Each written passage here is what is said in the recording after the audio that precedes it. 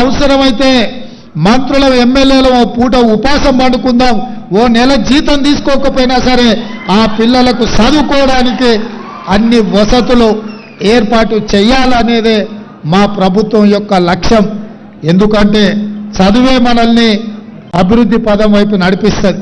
ఇవాళ మీరందరూ గొప్ప చదువులు చదువుకున్నారు కాబట్టి ఈ వేదిక మీద ఇంతమంది ఎమ్మెల్యేలు ఎంపీలు, మా బలరాం నాయక్ గారు మొదటిసారి ఎంపీగా గెలిస్తే సోనియా గాంధీ గారు కేంద్ర మంత్రికి ఇచ్చింది.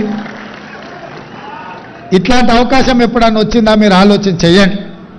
ఇవాళ కాంగ్రెస్ పార్టీ అధికారంలో ఉన్నప్పుడే మీ గౌరవం, మీ మర్యాద పెరిగింది, మీ హోదా పెరిగింది. ఇవన్నీ కూడా మీరు చదువుకోవడం వల్ల వచ్చింది. అందుకే మిత్రులారా, మీ అందరికీ నా సూచన ఒక్కటే, చదువుల బాట పట్టండి. చదువుకున్నప్పుడే సమాజంలో మనకు గౌరవం ఉంటుంది. సంత్ సేవాలాల్ గారు కూడా మనకు చేసిన బోధన అదే, మద్యానికి మాంసానికి దూరంగా ఉండండి అని సంత్ సేవాలాల్ గారు మనకు చెప్పిండ్రు. కాబట్టి ఇవాళ వారు సూచించిన మార్గంలో, వారు ఆదేశించిన సన్మార్గంలో మేమందరం, మనమందరం, మా ప్రభుత్వం పనిచేస్తుంది, ఆ దిశగా ప్రయాణం చేస్తుంది. ఇక్కడ విద్యార్థులు చాలా మంది వచ్చారు. బాగా చదువుకోవడంతో సమాజంలో మనకు గుర్తింపు వస్తుంది.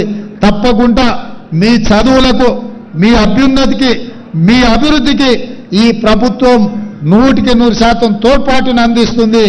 ఏ అవసరం ఉన్నా, ఏ సందర్భం ఉన్నా మా ఎమ్మెల్యేలు, మా మంత్రులు, మేము ప్రభుత్వం అంతా అందుబాటులో ఉంటుంది. మీరు చూసింది ఇవాళకి 70 రోజులు అయింది, ఏ ఒక్క రోజు కూడా సెలవు తీసుకోలే. ఎవరు వచ్చినా కలిసినాం, ఎవరు ఏది అడిగినా చేయగలిగిందంతా చేసినాం. మేము కనిపించకుండా దాచుకునే ప్రభుత్వం కాదు, మేము కలిసిమెలిసి పనిచేసే ప్రభుత్వం, మీకోసము కష్టపడే ప్రభుత్వం. ఇంకా చేయాల్సింది చాలా ఉంది, మేము చేస్తాం.